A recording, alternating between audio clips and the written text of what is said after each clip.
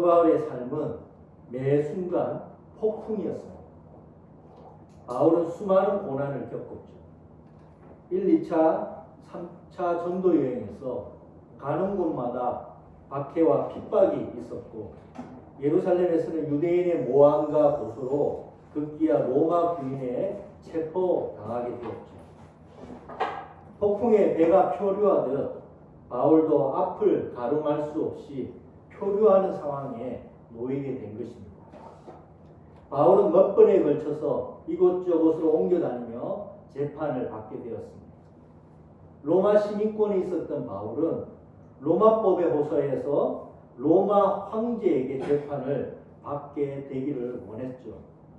이 요구에 로마 총독은 배편으로 바울을 로마로 압송하기로 합니다.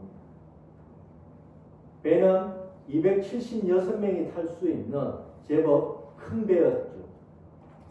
그런데 로마로 항해하던 중 나쁜 날씨로 배는 크레타 섬에 묶이게 되었습니다. 이곳에서 오래 지체하던 가운데 선장은 오랜 지체를 참지 못하고 무리하더라도 항해를 계속하기로 결정을 하게 됩니다.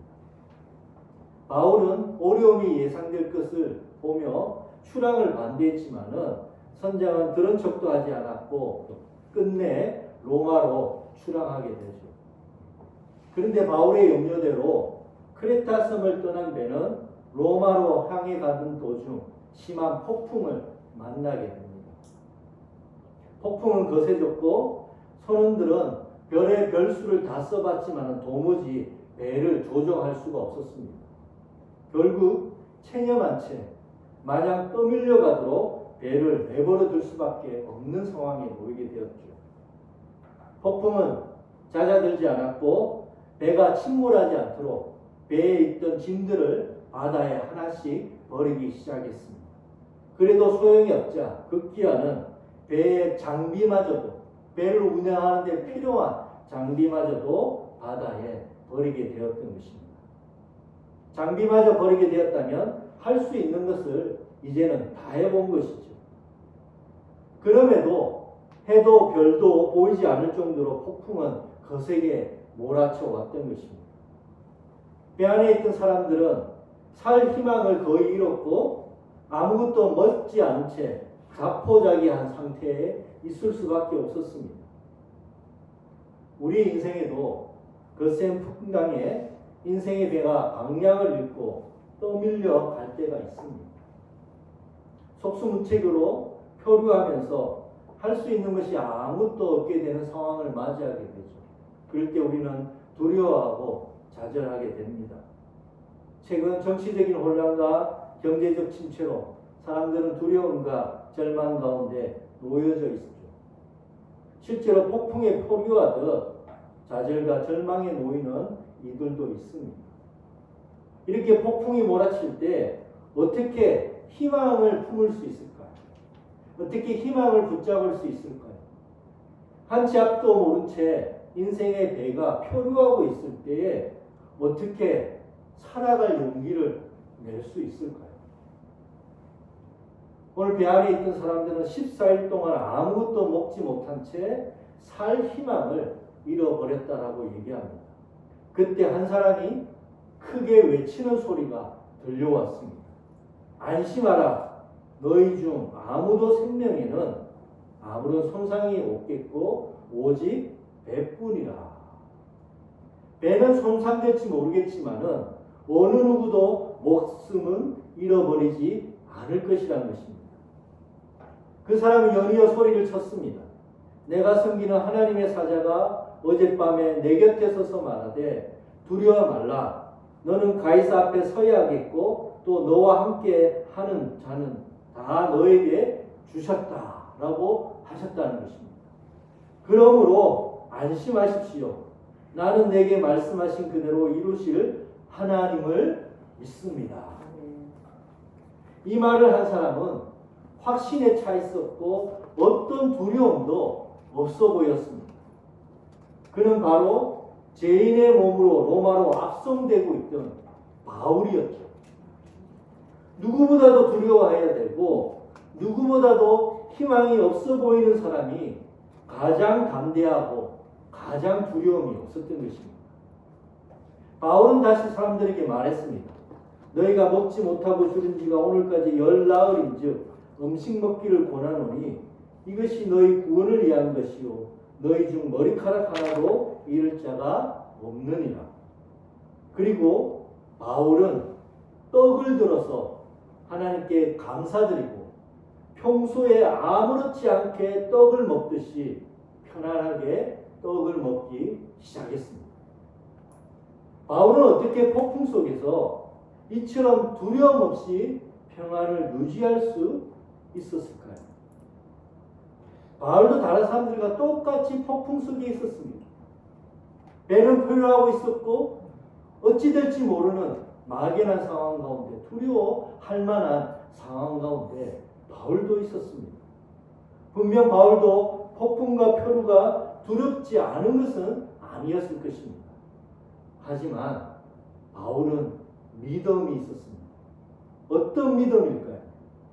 나는 내게 말씀하신 그대로 되리라고 하나님을 믿노라.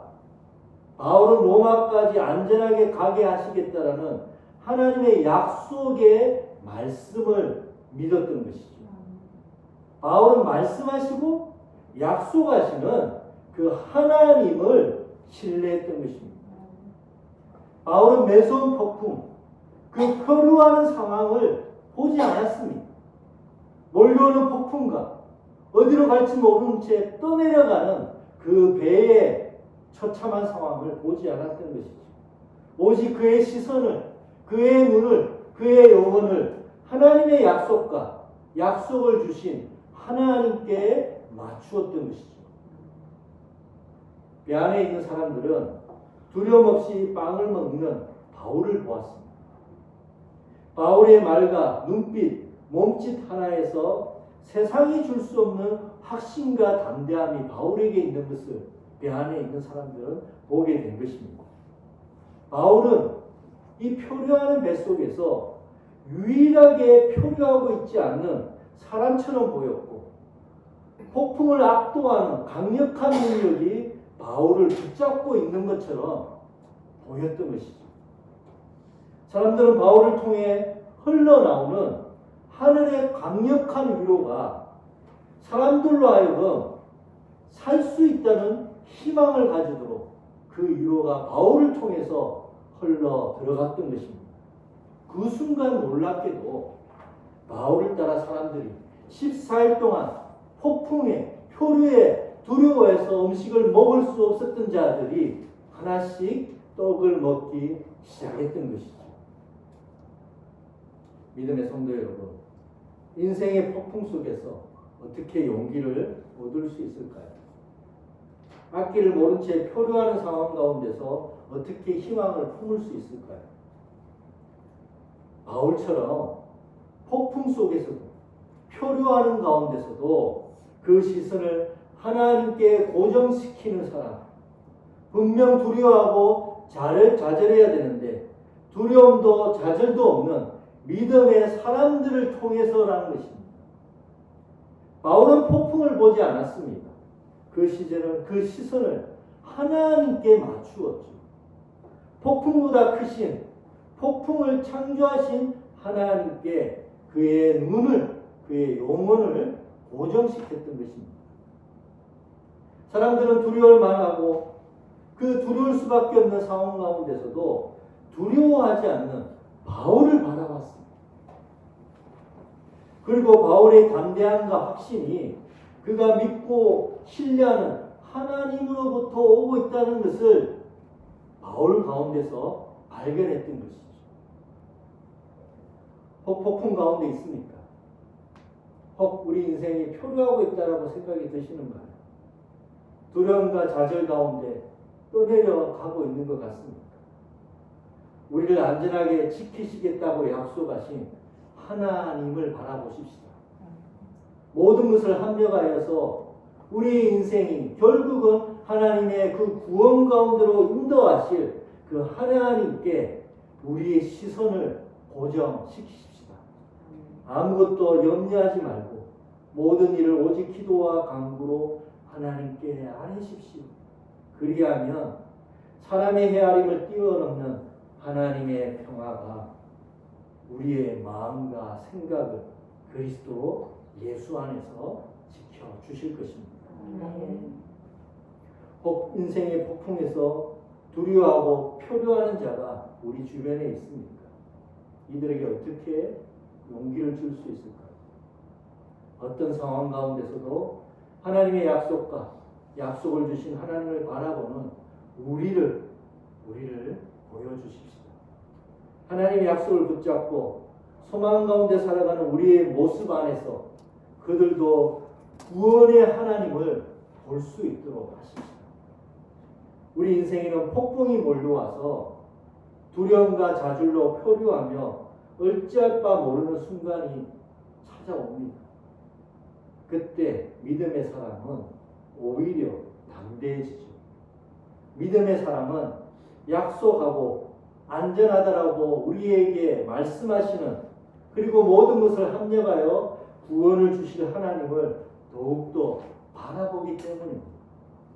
믿음의 사람들은 폭풍과 표류 속에서 하나님을 신뢰하며 오히려 기도하고 오히려 찬송합니다. 그리고 바울이 폭풍 속에서 평소처럼 떡을 먹듯이 우리의 일상 속에서 해야 될 일을 그저 묵묵히 인내하면서 감당합니다. 두려워할 만한 상황 가운데서도 두려움 없이 떡을 먹는 사람들로 인해 누군가도 용기를 내어서 그들도 떡을 먹게 될 것이라는 것이죠. 배에 있던 사람들은 바울의 믿음의 용기를 얻어서 떡을 먹으며 살 희망을 다시금 품게 되었습니다. 바울의 말처럼 배는 정말로 섬 멜리다 섬, 이탈리아 시실리아의 섬 아래쪽에 있는 지금은 몰타 섬이라 부르는 그 멜리다 섬에 무사히 도착하게 됩니다.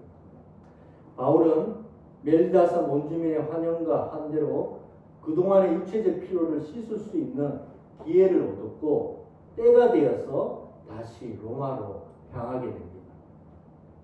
로마에 있는 그리스도인들이 이 소식을 듣게 되었고 바울을 마중 나와서 바울을 적극적으로 환영하게 되죠. 이들은 바울이 이전에 고린도에 있을 때에 써서 보냈던 편지, 로마서를 읽었던 로마에 있었던 그리스도인들이었고 바울의 편지를 통해서 바울을 간절히 직접 보기를 원했던 이들이었습니다. 바울은 자신을 환대하는 로마의 그리스도인으로 인하여 위로와 격려를 얻게 되었고 이 로마까지 오게 됐던 그 많은 순간의 고통이 한순간에 씻겨지는 것 같이 느껴졌을 것입니다. 복음 전하는 자에게 가장 큰 기쁨은 말씀을 들은 자들이 믿음을 잃지 않고 그 믿음 가운데서 성장하는 모습을 볼 때입니다. 우리가 믿음 생활하면서 위로와 격려를 얻게 되는 순간이 언제일까요? 말씀을 들은 순간일 수도 있고 기도하는 때일 수도 있고 또 성도들과 사랑의 교제를 나눌 때일 수도 있습니다.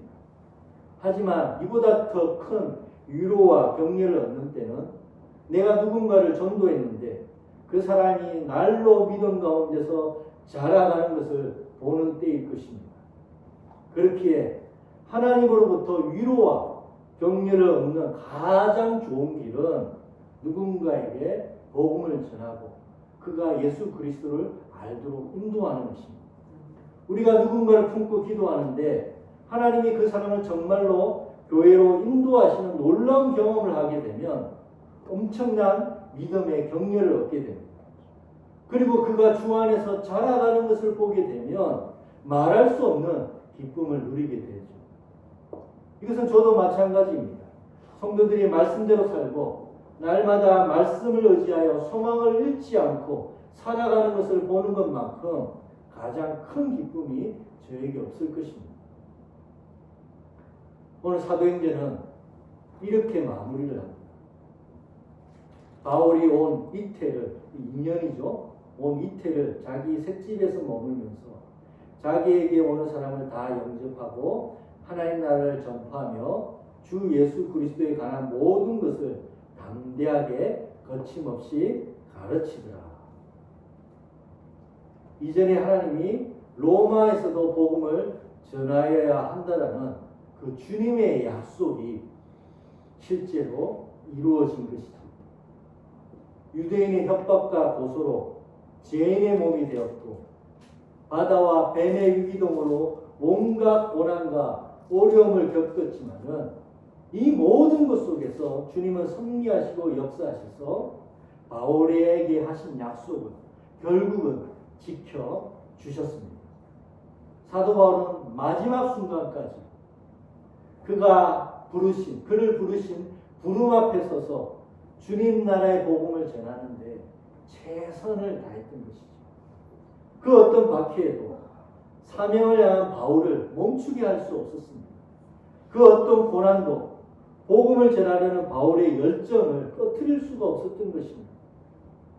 바울은 그 생애 마지막까지 진리의 복음, 생명의 복음, 그리스도의 복음을 담대하게 전했던 것이죠. 추정하기로는 주 63년에서 64년쯤에 바울은 네로 황제 앞에서 재판을 받게 됩니다.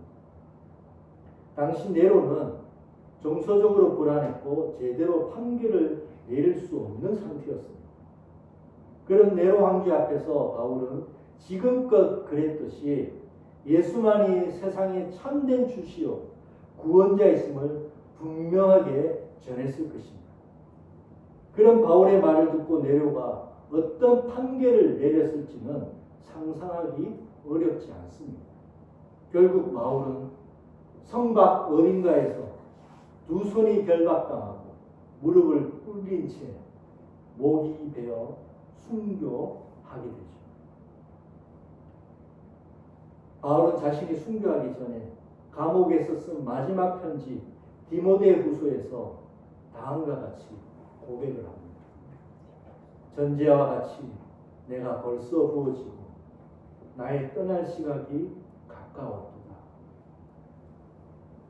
나는 선한 싸움을 싸우고 나의 달려갈 길을 마치고 믿음을 지켰으니 이제부로는 나를 위하여 의의 면류관이 예비되었으므로 주 곧 의로우신 재판장이 그날에 내게 주실 것이며 내게만 아니라 주의 나타나심을 사모하는 모든 자에게 도리라.